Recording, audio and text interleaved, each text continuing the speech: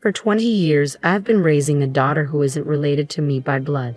Essentially, she's my stepdaughter. Blood relations don't matter. She feels like my real daughter. That's what I always believed. But I never expected things to turn out the way they did. If you're going to be like that, then I have my own thoughts too. This is the story of our unforgettable pseudo family. My name is Diane and I'm 50 years old.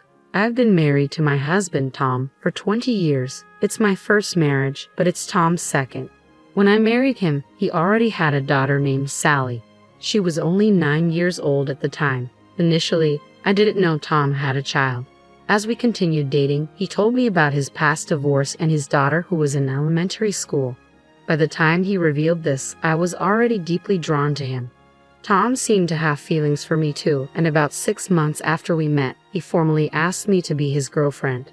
Despite this, I couldn't wholeheartedly embrace the relationship at first. The man I loved had been divorced and had a child. Would I really be happy if we married? Such worries swirled in my head. After much contemplation, I decided to date him.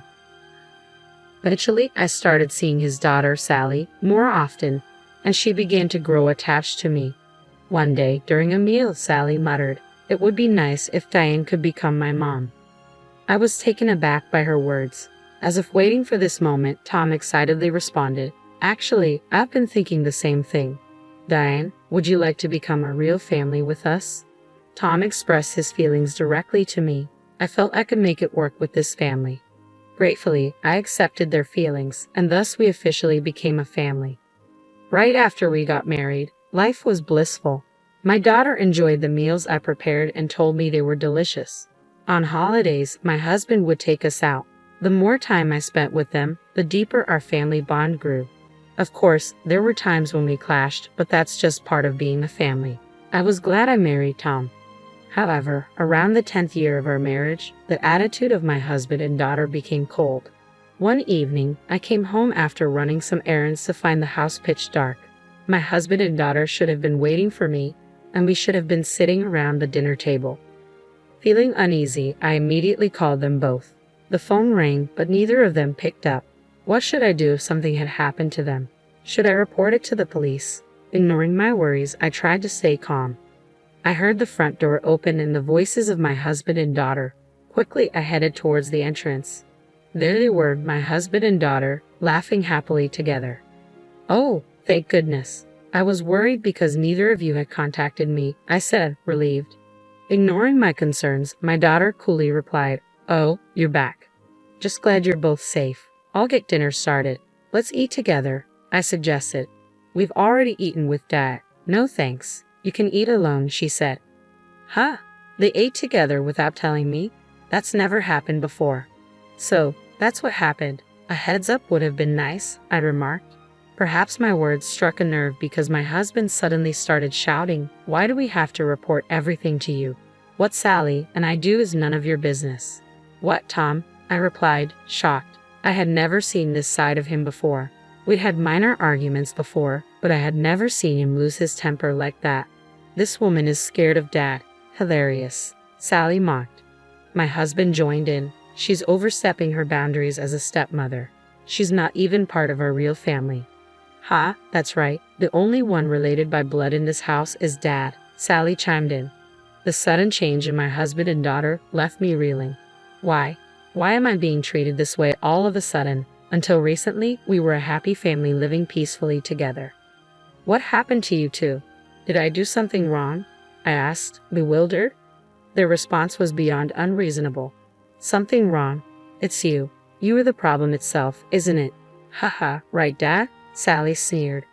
"Yeah, that's right. The way she parades around acting like a good mother is especially infuriating," Tom agreed. "I get it. It's so annoying when she tries to act like a good mother."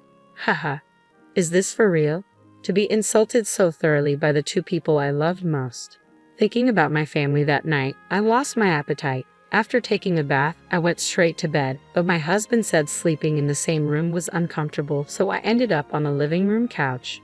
From that day forward, my husband and daughter's attitudes worsened.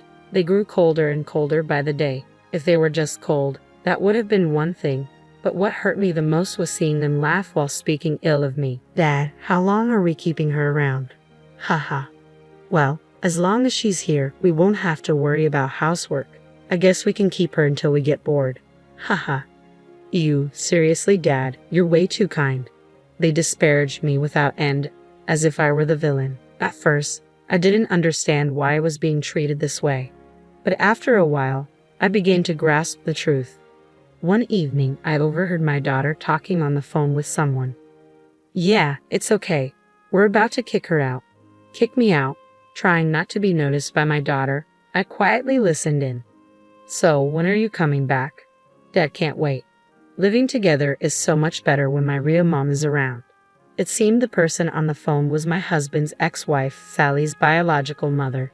That's when the penny dropped. My husband and daughter must have started secretly meeting with her.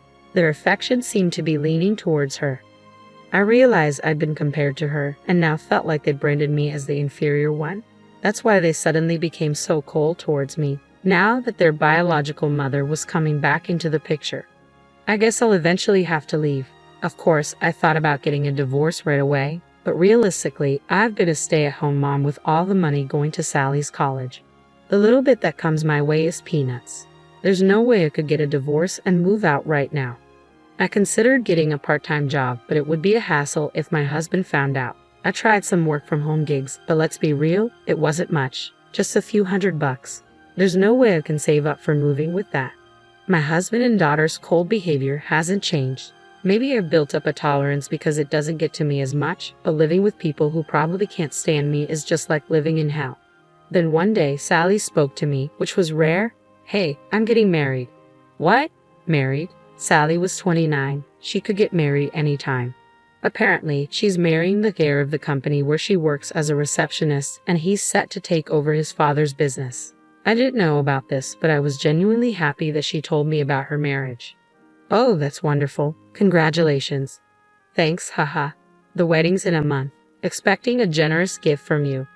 I see she's after a gift. Though I had mixed emotions, she's my daughter that I've raised for 20 years. It's a big deal for me too. I'll make a decision about the divorce after attending her wedding, I thought. As I was thinking, Sally continued, Oh, and don't get it wrong. You are not invited to the wedding. What? But you just said about the gift. Are you dense? She interrupted. I meant to wire the gift that day. No way I'd invite you, Sally continued. But I'm inviting my real mother. She's making it big in the beauty salon business. She owns multiple chains nationwide and is a successful businesswoman. A businesswoman? Yeah, having her at the wedding looks good, and I'm sure she'll give a big gift. Dad wants to get back with her. Your father? I asked, stunned. Yes, seriously, what's the point of keeping a housewife? You were dumb, huh? So, because his ex-wife or biological mother is successful, they want to ditch me, a housewife. I couldn't believe I wouldn't even be invited to my daughter's wedding. As I stood there, stunned, Sally berated me further. Don't you dare show up at my wedding, you fake mother. My husband, watching all this calmly, added with a smug grin, Hey, why are you surprised? It's obvious you're like a fake family member. Plus, as Sally said, I want to get back with my ex. She's doing way better. Haha. At that moment, all my pent-up anger and frustration came flooding out. Is that so? That's how it is, huh? For these past 20 years, I've tried my best to build a good family relationship, and for what? I took a deep breath and continued, If you're going to play that game, I have my own thoughts too. All right then, I won't be coming to the wedding. I informed my daughter and husband of my decision and then headed to a certain place. A month later, on the day of my daughter's wedding, I followed their instructions, not attending the ceremony but instead making preparations to move out.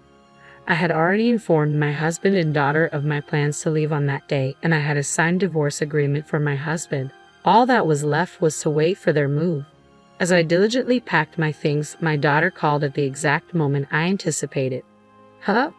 Mom, where are you right now? Get to the venue immediately. Right off the bat, my daughter was pleading for my help. The venue? What are you talking about? Weren't you the one who told me not to come? Please, just come. If you don't, the ceremony will have to be canceled, she said, panicking and sobbing on the other end of the line. Ah yes, this was all part of my plan. Mom, are you listening? They're saying they'll call off the engagement if you don't show up. To my desperate daughter, I replied coolly, Is that so?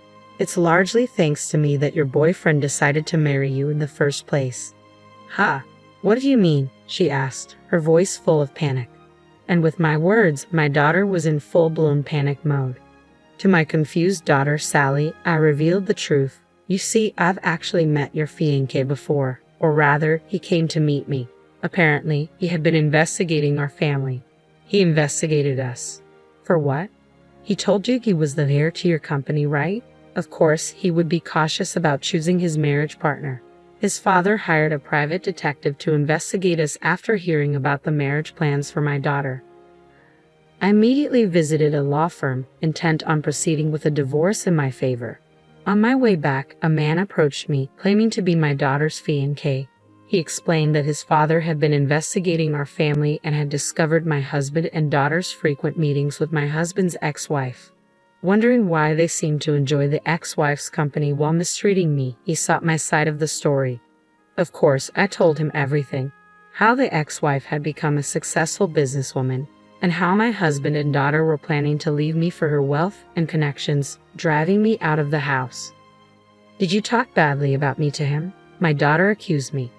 "I merely stated the facts. You have been mistreating me for quite some time," I responded firmly. "Why would you do such a thing? It's unnecessary," she protested. "Unnecessary? Isn't it your own fault that this is happening? You are the one who did wrong," I countered, pushing back. My daughter fell silent, unable to retort. "But I'm not a monster. I've raised you as my daughter for 20 years, and I genuinely wanted you to be happy," I continued, offering a suggestion.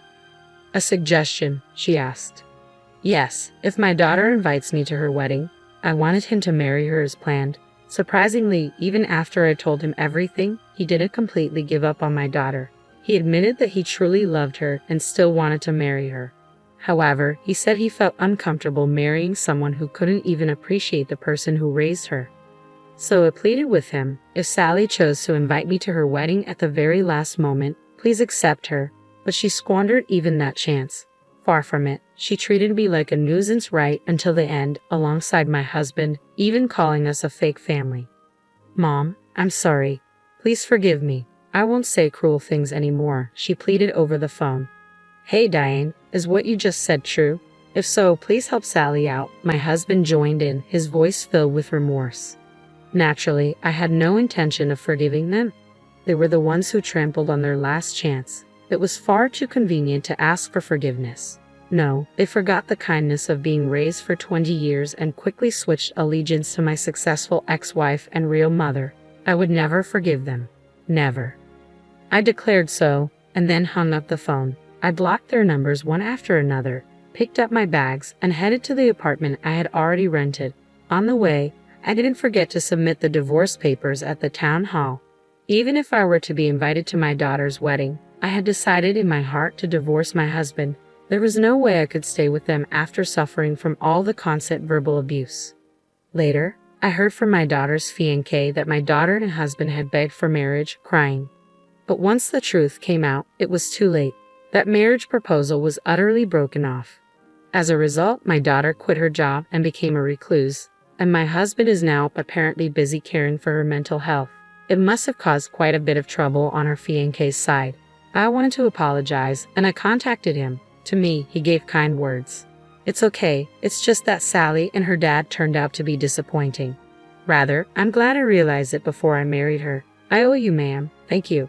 If Sally could have married such a sincere person, she would have been happy. While I do feel a bit sad thinking about it, I don't regret it because I'm free now. I would like to pursue my own happiness and enjoy the rest